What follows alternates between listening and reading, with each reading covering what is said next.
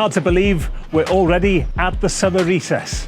Over the past few months, we've travelled all across Wales, meeting people in their communities, visiting schools and nurseries, speaking with NHS staff, supporting our farmers, visiting local businesses, and seeing firsthand the difference government can make when we work together. Team, we have Welsh cakes here. Come on now. Da ni yn mynd i ddilyn ymweliad i gryfhau mellach y berthynas rhwng Cymru a Iwerddon. Edrych ymlaen yn fawr iawn.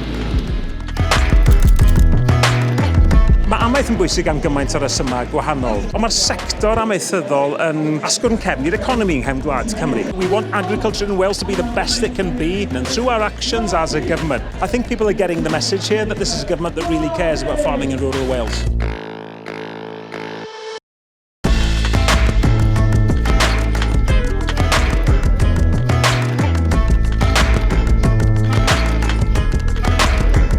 This has been a very valuable summit for us. This is an opportunity for government leaders and senior ministers from across these islands to come together to talk about those issues on which we can learn from each other. Sut da ni'n gweithio fo'n gilydd yn economaidd? Be ydy'r heriau da ni gyd yn wynebu ar y cyd? Mae hwn yn blatfform pwysig i Gymru, a mae wedi bod yn dda bod yma.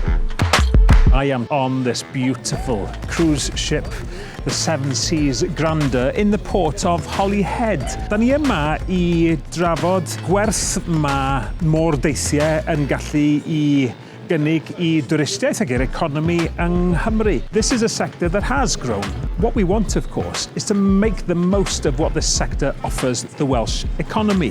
Da ni wedi gwneud dechrau cadarn, da ni ymhell dros hanner ffordd drwy'n can diwrnod cyntaf, a mae llawer o'n addewidion ni yn ymrwymiadau ni yn cael ei gweithredu'n barod.